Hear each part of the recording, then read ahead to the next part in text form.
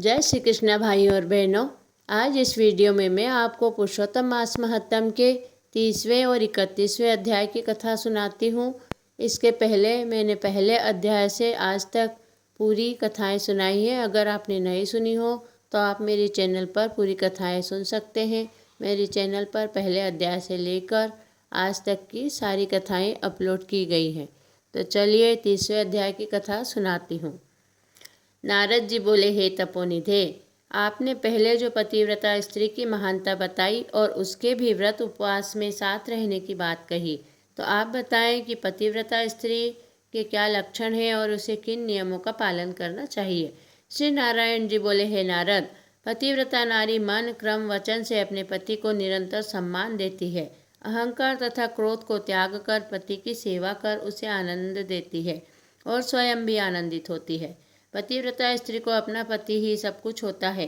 विवाह से पूर्व यदि उसका पति अंधा, काना, लूला, लंगड़ा कैसा भी हो और उससे विवाह किसी दशा में हो जाए तो उसे वह किसी भी प्रकार त्यागती नहीं है।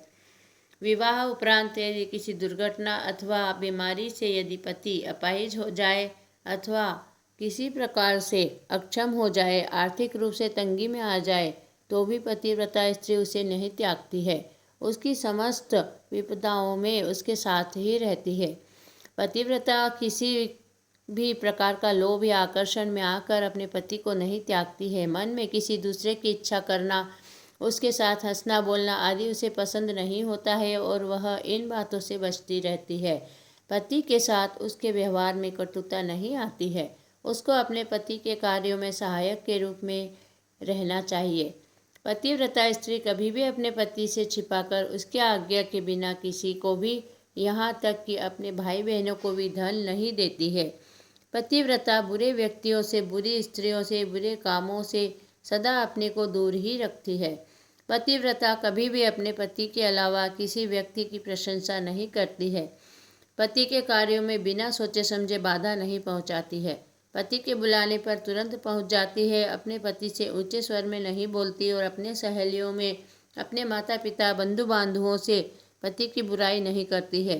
अपने पति से द्वेष नहीं रखती है। पति जब कामकाज से हारा थका आता है तब उनके घर में प्रवेश करते समय पत्नी अपने पति से मधुर वाणी से बोलती है और उसके श्रम को दूर करने का प्रयत्न करती है। पतिव्रता के लिए पति ही देवता, गुरु, तीर्थ, व्रत, धर्म सब कुछ वही होता है। ऐसी पतिव्रता उत्तम लक्षणों वाली स्त्री अपने पति के साथ स्वर्ग का आनंद भोगती है।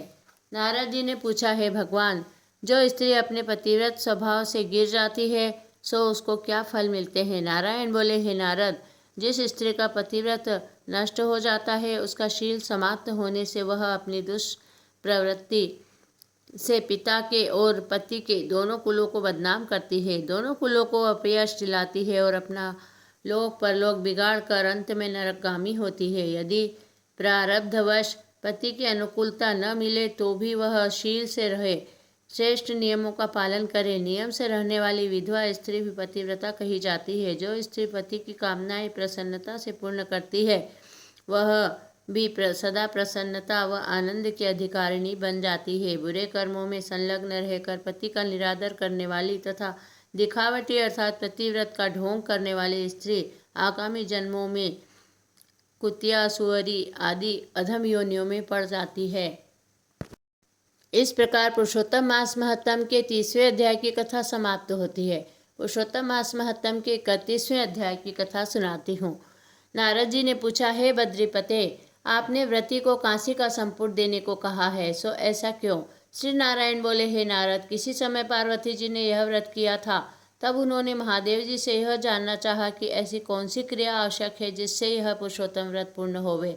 तब महादेव जी ने बताया कि व्रत को पूरा करने के लिए ब्रह्मांड के आकार का योग्य संपुट देना चाहिए, किंतु ऐसा संभव न होने से उसके एवज में कांसी का संपुट दिया जाए।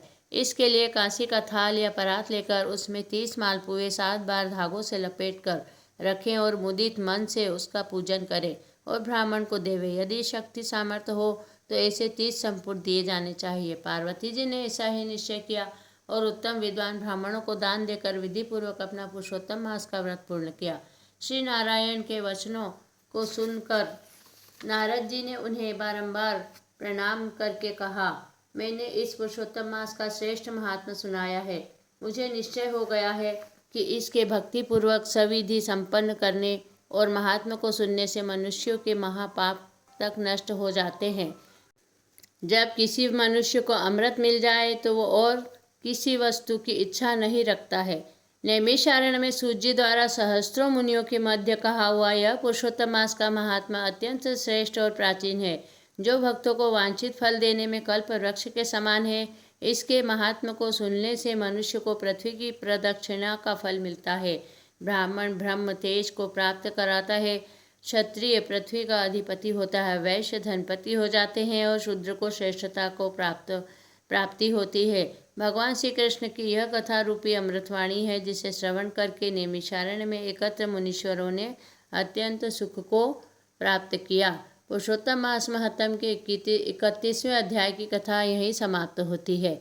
अच्युतम केशवम राम नारायणम कृष्ण दामोदरम वासुदेवम भजे श्रीधरम माधवम गोपिका वल्लभम श्री जानकी नायकम श्री रामचंद्रम भजे गोपाल कृष्ण भगवान की जय। बोलिए पुरुषोत्तम मास भगवान की जय। प्रिय भाइयों और बहनों, आज मैंने पुरुषोत्तम मास की 31वें अध्याय की कथा पढ़कर आज पुरुषोत्तम मास की सारी कथाओं का विराम किया है और आप मेरे चैनल पर इन सारी कथाओं को सुन सकते हैं। इन सब कथाओं को सुनने का अनंत पुण्य फल प्राप्त होता है, अवश्य सुनिए। मेरी चैनल पर समय समय पर सभी तरह के धार्मिक व्रत त्योहारों की कथाएं सुनाई जाती है। जब भी आपको कोई कथा सुनना हो तो आप मेरे चैनल पर अवश्य सर्च करें।